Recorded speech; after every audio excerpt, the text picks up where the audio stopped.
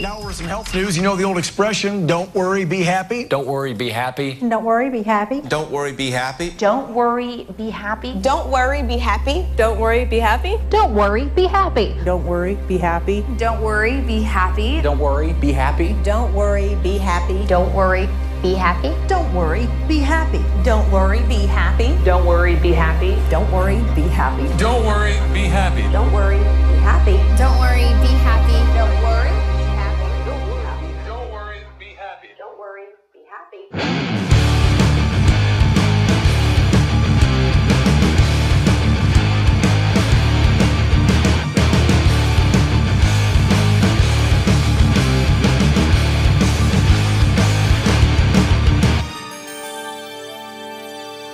Ashley Banfield from a parking lot in Phoenix reporting via satellite with Nancy Grace, who seemed to be in the same parking lot in Phoenix. I'm basing that, of course, on the fact that the cars that are passing by Ashley Banfield's location box also appear to be passing directly into Nancy Grace's box. In consumer news, economic factors may take some spring out of the Easter Bunny step this year. Economic factors may take some spring out of the Easter Bunny step this year. Economic factors may take some spring out of the Easter Bunny step this year. After faking a news conference, instead of facing the usual grilling from journalists, the Emergency Management Agency had its own employees, you see them sitting down right there, pretend to be reporters and ask the questions. Well, now the White House is responding. It is not a practice that we would employ here at the White House, or that we certainly don't condone it. We didn't know about it beforehand. FEMA has issued an apology saying that they had an error in judgment when they were attempting to try to get out a lot of information to reporters who are asking for answers to a variety of questions in regards to the wildfires in California. It's not something I would have condoned, and they, I'm sure, will not do it again. Could this be the end of email overload? Could this be the end of email overload? Could this be the end of email overload? Could this be the end of We're going now to Saudi Arabia and Charles Jaco. Charles, are you still hearing me? Charles Yes, Jaco is just the air raid sirens are just now going off here near these U.S. bases in Saudi Arabia. We've sent the entire camera crews inside right now. We're all preparing to put on our gas masks, as we've been told. There are sounds of planes overhead. We don't know whose planes there are, but air raid sirens are going off insistently. There are military convoys on both sides of me. We're being told to get off this platform and get inside into the air raid shelter immediately. But right now, everyone's been training for this, and it looks like we may have to. All right, Charles Jaco, that doesn't mean that he is in any imminent danger. Of course, we can't know that. CD, if you need to take cover, I notice that you've got your gas mask in your hands. If you need to put it on, please do so. If you need to take cover.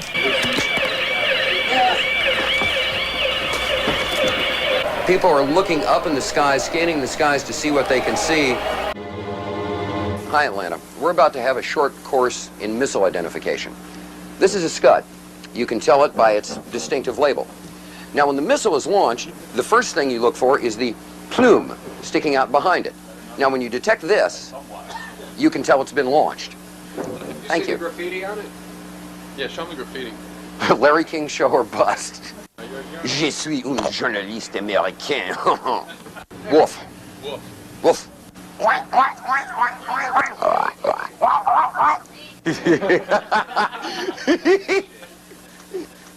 Oh, I love this country so much. You guys just don't have a clue. Well, Cheryl, it was almost exactly 2 hours ago when the sirens went off here in Saudi Arabia. Where we are in eastern Saudi Arabia, there was no problem. Now, let me just size my mask and fit it for a second, just like I always do. Stand by, please. All clear. They're... Shh. What are they saying? Are they saying all clear? Yes, ma'am. I can't hear. Were they saying all clear down there just now? I didn't hear it. Understand. Okay. All clear. All clear. Está bien was a false alarm. Got that, Atlanta? Standing down now. I'm gonna go get my hamburger and my coffee. Good. We just got the all clear. All clear. Every time I order something, this happens. All clear. Thank you. Do you have any people paid by the CIA who are working for television networks This, I think, gets into the kind of getting into the details, Mr. Chairman, that I'd like to get into in executive session. U.S. President George Herbert Walker Bush pushes for a land war against Iraq. But polls show the U.S. public is split 50-50 on that idea. Then comes this eyewitness testimony before a congressional committee from a 15-year-old Kuwaiti girl. The claim is she cannot be identified for fear of reprisals. While I was there, I saw the Iraqi soldiers come into the hospital with guns. They took the babies out of the incubators, took the incubators, and left the children to die on the cold floor. The U.S. public is outraged. The result? Support for land war zooms. It's a turning point. Desert Storm is launched. 135,000 Iraqis are killed. An estimated 1 million Iraqis, many of them children and old people, then die as a result of 10 years of sanctions. One small problem. There never were any incubator baby deaths, not one. The Canadian Broadcasting Corporation's investigative flagship program, The Fifth Estate, reveals the girl to be the Kuwaiti ambassador's daughter, given her lines and coached in acting by the giant American PR firm Hill & Knowlton. It's one phase in a $10 million joint U.S.-Kuwaiti campaign of deception. This man is lying.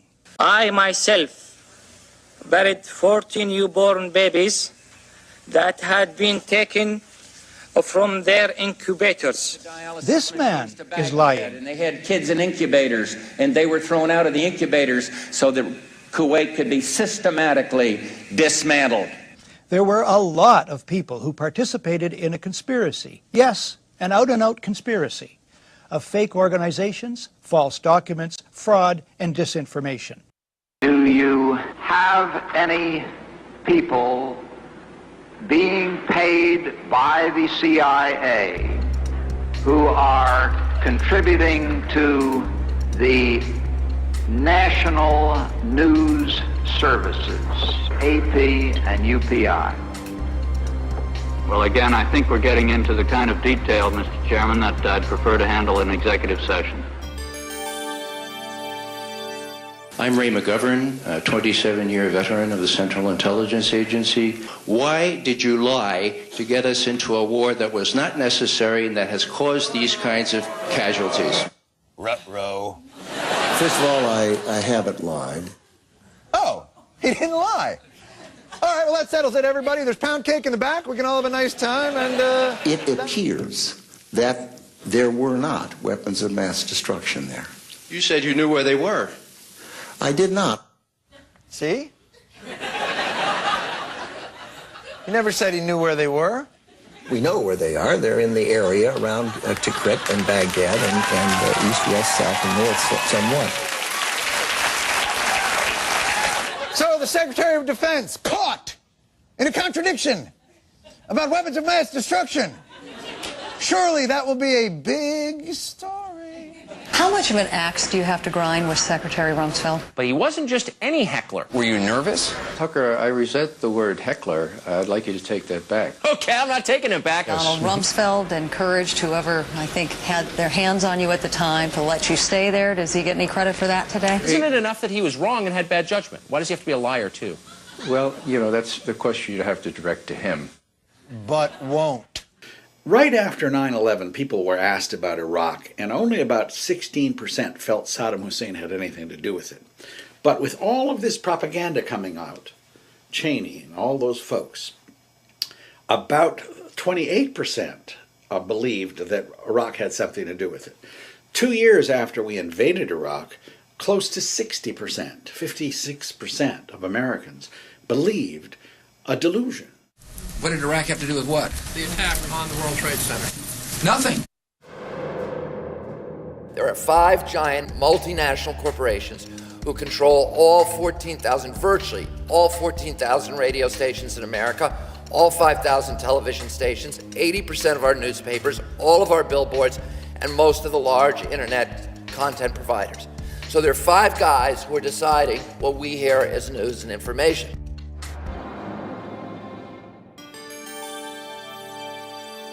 Iraq's continued defiance of the community of nations presents a challenge which must be addressed. Presents a challenge which must the member be for addressed. Grayndler. It is inherently dangerous to allow a country such as Iraq to retain weapons of mass destruction, particularly in the light of its past aggressive behaviour. If the world community fails to disarm Iraq, we fear that other rogue states will be encouraged to believe that they too can have these weapons. Whitney Houston died in a swimming pool. She had more than twice as much coverage on primetime TV than 250,000 people who died in Haiti. Lance Armstrong was involved in a doping scandal. Oh, my God. Almost 3 times more attention than we gave to the death of 250,000 people in Haiti. So 3 years after the Haiti quake, there are 378,000 Haitians who are still living in tents. Our Wolf Blitzer is not covering that story, okay? He's busy trying to entertain us. So now with Pawlenty dropping out, Rick Perry dropping in, and Michelle Bachmann and Ron Paul dominating the Ames straw poll, we got ourselves a race. We have a top tier. It is Mitt Romney, Rick Perry, and Michelle Bachmann. We have a new top tier, and it's Perry, Mitt Romney, and Bachmann. There's now a top tier in this race, at least for now, of Romney, Perry, and Bachmann. I mean, I think that's fair to say. Really fair to say? You're not forgetting, I don't know, anyone, say an ideologically consistent 12-term congressman who came within less than 200 votes of winning the straw poll? Isn't anyone going to give that gentleman a little love? There's a top tier now of Bachmann and Perry and Romney, and, you know, we haven't mentioned, and we should. Thank you. We haven't mentioned, and we should, Rick Santorum, who did really surprisingly well for the amount of money and resources he had. Rick Santorum? He didn't get half of what Ron Paul got. He lost to the guy who lost so bad he dropped out of the race. Santorum? We're looking at Mitt Romney, who continues to be the front runner, but we have Rick Perry as well, and now Michelle Bachmann. Let's not count out Jon Huntsman, though. What? Jon Huntsman? Huntsman got 69 votes. If all of Jon Huntsman's supporters met at the same Ames, Iowa Quiznos, the fire marshal would say, yeah, that's fine, no problem. There's still some tables open in the back. Huntsman was the only Mormon running in the straw poll, and he came in second amongst Mormons. And by the way, this pretending Ron Paul doesn't exist for some reason has been going on for weeks. A new Gallup survey showing Rick Perry running second to Mitt Romney, knocking down Iowa favorite Michelle Bachmann to fourth. Behind who? Fourth behind who? How did libertarian Ron Paul become the 13th floor in a hotel? Why? What's wrong with... He is Tea Party patient zero. All that small government grassroots business, he planted that grass. These other folks, they're just moral majorities in a tri-cornered hat. Ron Paul's the real deal, and Fox News should love this guy. But watch the disconnect between the debate moderators at Fox's Thursday debate and the debate audience. Iran does not have an air force that can come here, just like we did in Iraq. Build up the war propaganda. There was no Al-Qaeda in Iraq, and they had nuclear weapons, and we had to go in. I'm sure you supported that war as well. Yeah. Okay. It's time we quit this. It's time. It's trillions of dollars we're spending on these wars.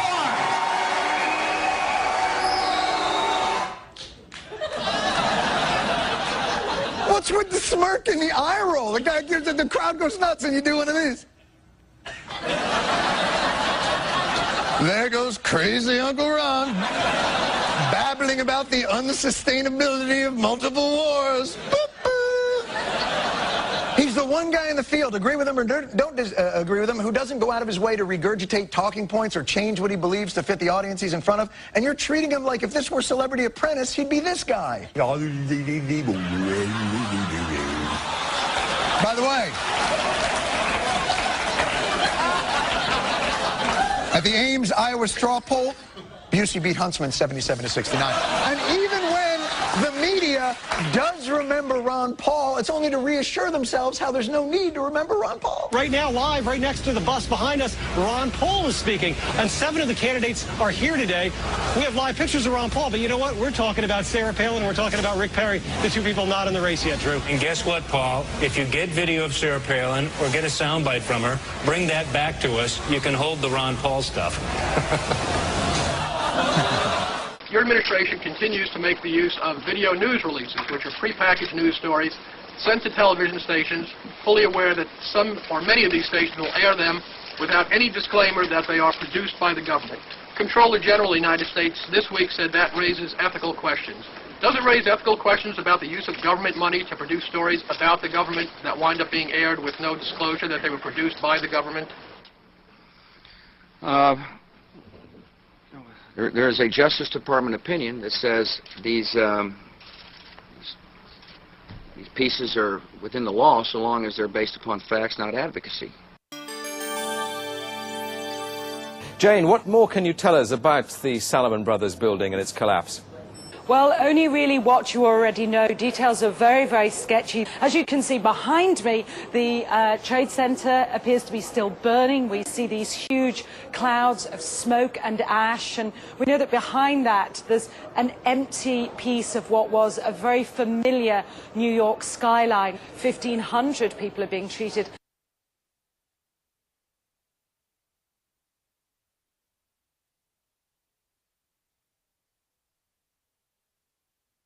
The collapse of World Trade Center 7 on 9/11 was a rare event.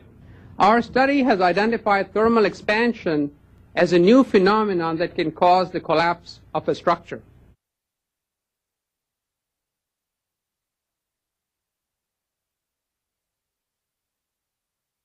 I scream, you scream, you know the rest. I scream, you scream. You know the rest. I scream, you scream. You know the rest. We received an order from one of Murdoch's apparatchiks, if you will, that we should cut away from our newscast and start carrying a fawning tribute to Ronald Reagan that was airing at the Republican convention.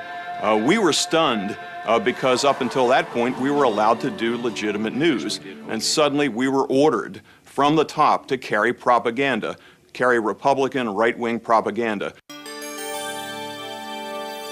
The U.S. State Department calls him one of the most significant financial sponsors of Islamic extremism in the world. Supposedly, a CNN reporter found Osama bin Laden, took a television camera crew with him. He is a major terrorist financier.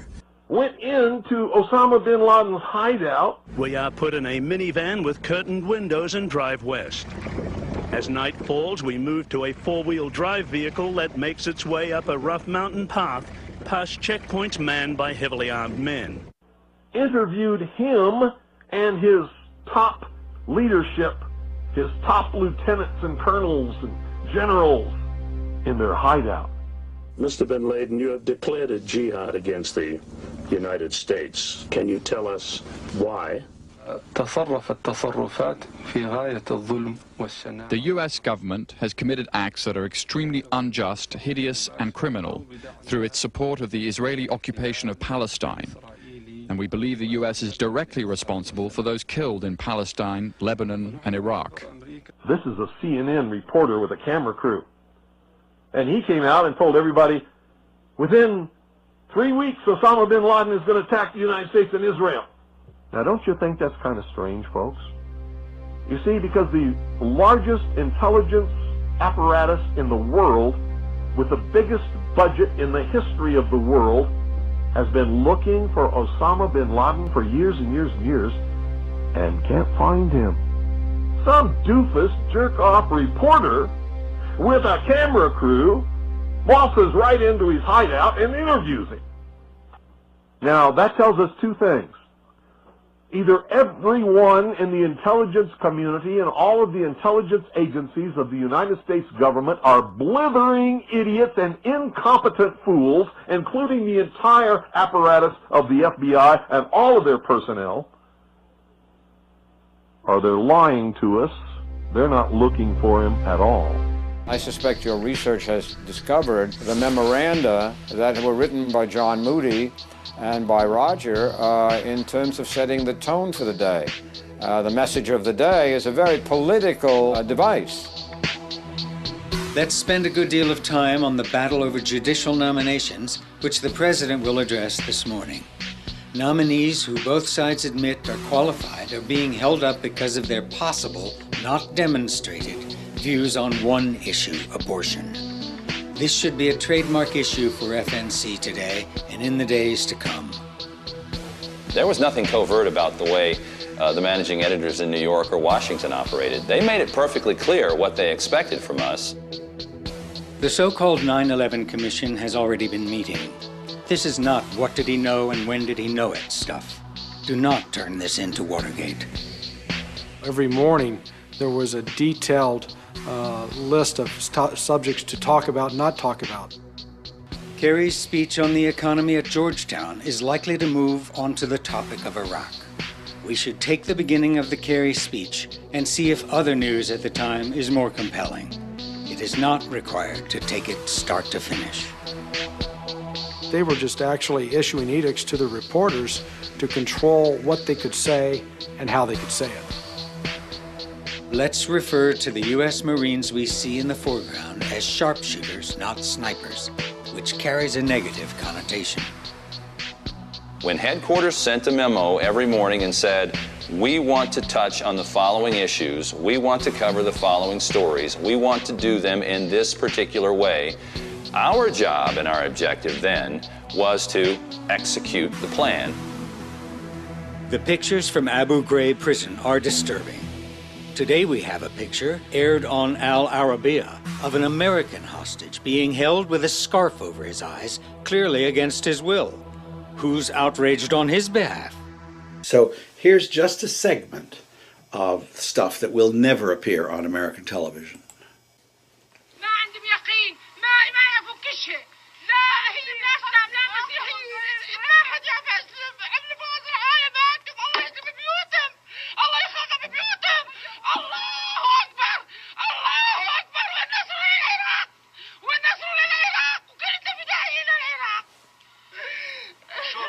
يضربوا المدنيين يعني؟ ايه مدنيين هي كله هذا بيت عمنا كله مدنيين هم عسكريين كله مدنيين يضربون من الله ينتقم منهم حسبي الله ونعم الوكيل حسبي الله ونعم الوكيل 5 جنازات من جنازات فقط بيت يا الله يا الله يا الله يا الله الله انتقم منهم الله خلحقنا منهم وينك الله وينك الله. So there are 100,000 stories like that that simply do not get into our consciousness, and so we remain kind of immune from having to deal with the consequences of our collective behavior. The documentary that we just saw a clip of never aired. It never aired on CNN International. Why not? Well, I still haven't been given an exact reason as to why it didn't air. I went and visited with the president of CNN International, Tony Maddox, twice on behalf of my dumbfounded crew, and we were never given an answer. And so I started investigating the situation, Liz, after several employees who'd been at the network for years approached me and said, you need to look into this, there's something going on. It's very strange they're not airing your documentary. And after some investigation, we found out that CNN International is actually making money from the Bahrain regime. They are a customer of Bahrain. Bahrain is paying CNN International to create content that shows Bahrain in a favorable light, and then air, also not only to create that content, Liz, to then air that content on CNN International. And in one of the shows, it was called I List Bahrain. It was back in 2010. It was sponsored by Bahrain. And Richard Quest was live from the country for a week talking about the Formula One race and how progressive Bahrain was and how the Crown Prince was a reformer. Well, we saw in February 2011 that under the Crown Prince's rule, the military troops shot and killed unarmed protesters in broad daylight. And this is very dangerous because what CNN is doing, and they're not only taking money from just Bahrain, they've also produced similar content for Georgia, Kazakhstan, and other nations as well, Lebanon. And what makes this dangerous is they're not disclosing to the viewers that these sponsored programs are actually being sponsored. Or if they are disclosing it, it's in very small gray lettering at the bottom of the article.